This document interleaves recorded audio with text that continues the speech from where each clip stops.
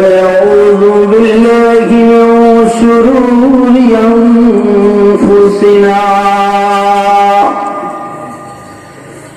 ومن سيئات أعمالنا من يهده الله فلا مضل له ومن يضلله فلا هادي له ونشهد أن لا إله إلا الله وحده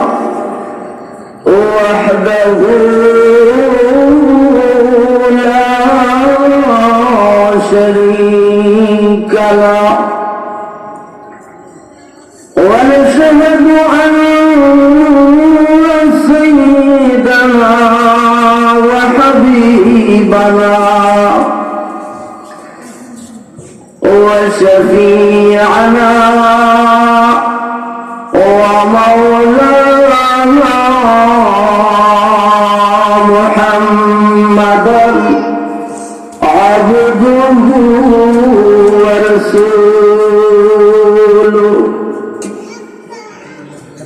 الذي أرسل إلى الناس كافة بشيرا ونذيرا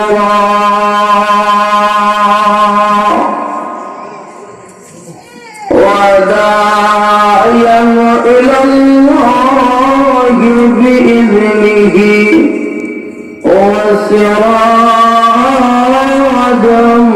منيرا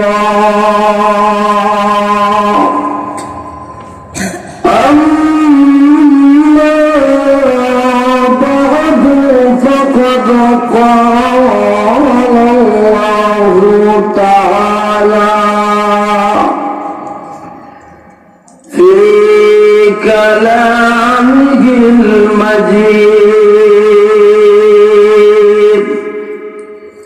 وفي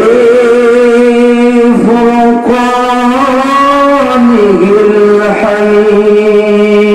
الحميد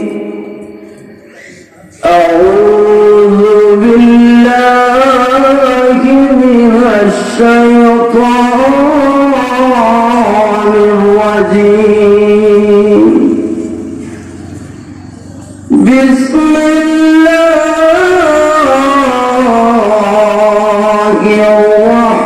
الرحمن الرحيم اتل ما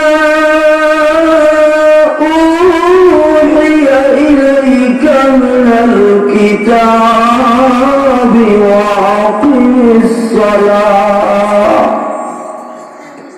إن الصلاة تنهى عن الفحشاء والمنكر ولذكر الله أكبر والله يعلم ما تصنعون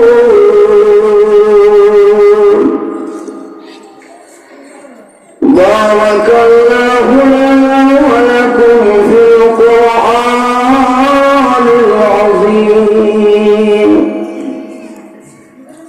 ونفعنا وإياكم بالآيات والذكر الحكيم وقال النبي صلى الله عليه وسلم خيركم من تعلم القرآن وعلمه صدق الله العظيم وصدق رسوله النبي الكريم ونحن على ذلك من الشاهدين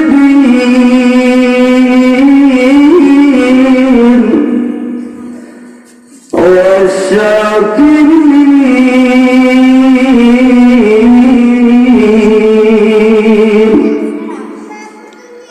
والحمد لله رب العالمين محبت شهيد الشريف صلى الله على سيدنا ومولانا محمد وعلى آله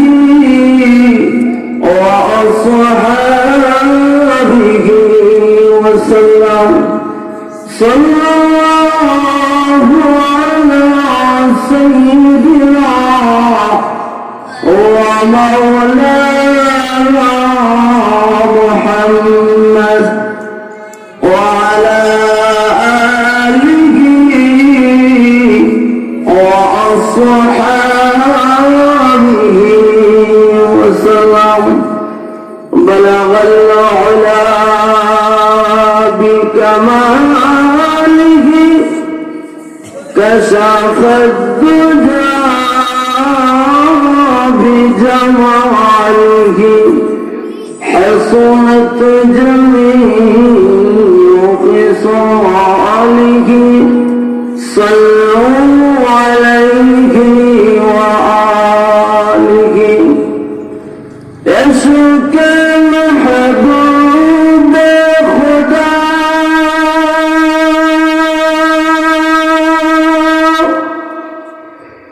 جس دل میں حاصل نہیں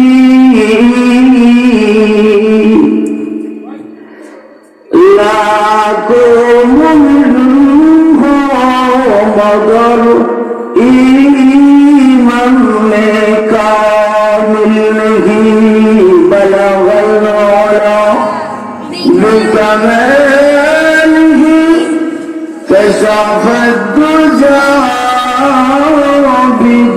بجماله حصنت جميع خصاله صلوا عليه وآله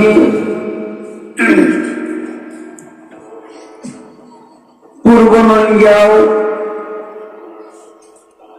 মরণবাড়ির উদ্যোগে আয়োজিত অধ্যকার মহাসম্মেলনের শ্রদ্ধেভাজন সভাপতি মাদ্দাজিল্লাহুল আলী মুআজ্জাজ মুকাররম উলামায়ে কেরাম মুরব্বিয়ানে আযম জাতির কর্ণধার জাতির রাহবর জাতির ভবিষ্যৎ যুগে যুগে অবস্থার পরিবর্তন সৃষ্টিকারী সম্মানিত আমার যুবক ভাইয়েরা পর্দার অন্তরালে অবস্থানরত শ্রদ্ধেয় মা বোনেরা আল্লাহ রাব্বুল আলামিনের দরবারে অসংখ্য গণিত শুকর আদায় করছি যিনি অত্যন্ত দয়া করে মায়া করে ভালোবেসে রহমতি বরকতি মাগফিরাতি জান্নাতের মজলিস দ্বীনি মজলিস যেই মজলিসে সকলে শরীক হইতে পারে না কারণ এই মজলিসের চতুর্দিকে ফেরেশতারা ঘেরাও করে রাখে কোন বাজে মানুষ এই মজলিসে ঢুকতে পারে না কারণ হাদিস শরীফের মধ্যে উল্লেখ করা হয়েছে আল্লাহ রাসূল সাল্লাল্লাহু আলাইহি ওয়াসাল্লাম বলেছেন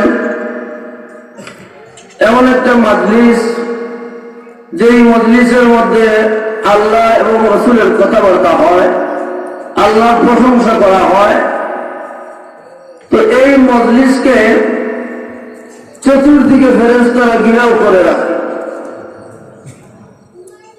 ফেরেশতারা ঘিরাও করে রাখে এবং ওই মজলিসের মধ্যে আল্লাহর পক্ষ থেকে রহমত নাযিল হয়। আর ফেরেশতারা যে ঘিরাও করে রাখে, একজন একজন করে, একজনের কাঁধে আরেকজন, একজনের কাঁধে আরেকজন, এইভাবে ফেরেশতারা উঠে মজলিসের চতুর্দিকে ব্যারিকেড দেয়।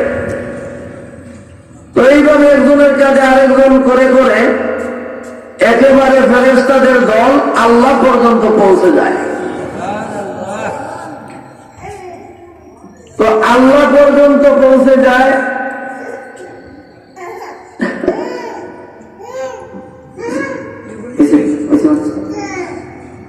আল্লাহ পর্যন্ত যখন পৌঁছে যায়, বাপ পুত্র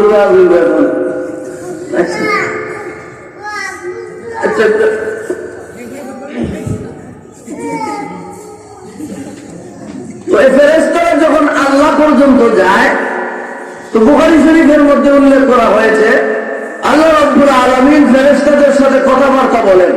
অনেক লম্বা হাদিস, অনেক কথা আল্লাহ জিজ্ঞাসা করেন ফেরেশতাদের।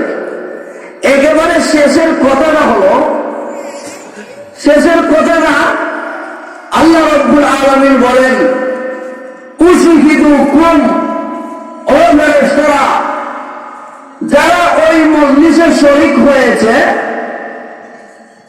উশহিদুকুম, তাদের ব্যাপারে তোমরা সাক্ষী দাও, ইন্নী কাদ গাফারতু লাহুম, আমি আল্লাহ ওই মজলিসে যারা বসছে তাদের জিন্দেগির সমস্ত গুনাহ মাফ করে দিলাম।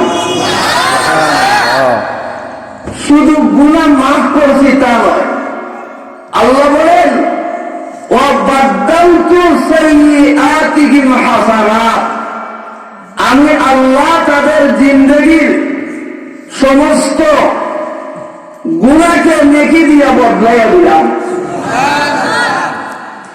তো সুবহানাল্লাহর আওয়াজও যেইভাবে হওয়ার কথা ওইভাবে হয় নাই, কারণ এত মানুষ, আর এত মানুষের আওয়াজ তো আমার সমানও হয় নাই। কারণ আমি একা যে আওয়াজ দিতেছি, আপনারা সকলে মিলে ওই রকম আওয়াজ হয়। সুবহানাল্লাহর ফজিলত, সুবহানাল্লাহ বললে কি লাভ হয়, ওই লাভের কথা আসলে আমরা জানি না। এক লোক কবরের পাশে দিয়ে যাইতেছে, তো হঠাৎ করে শুনে কবরের ভিতরে কুরআন শরীফের আওয়াজ শোনা যায়। তো কুরআন শরীফের তেলাওয়াত শুনে ওই চলন্ত ব্যক্তিরা বলে উঠছে সুবহানাল্লাহ, কবরের ভিতরে কোরআন তেলাওয়াত হয়। আশ্চর্য হয়ে গেছে।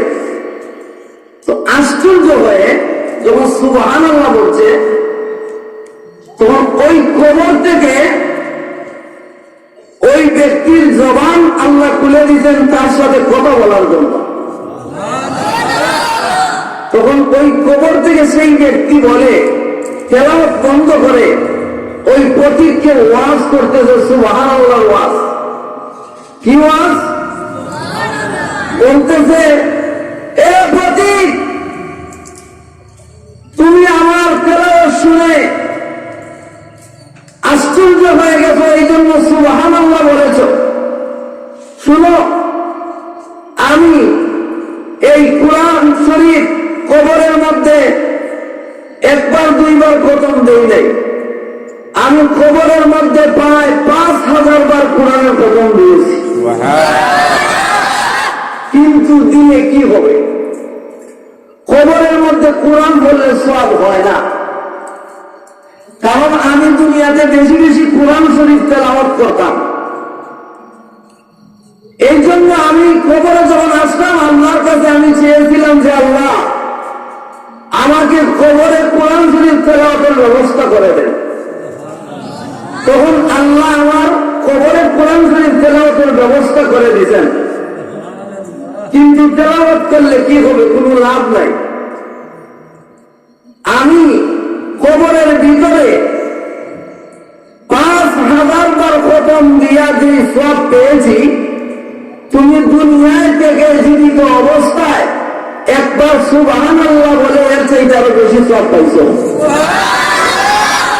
তাহলে সুবহানাল্লাহর দাম আছে না নাই?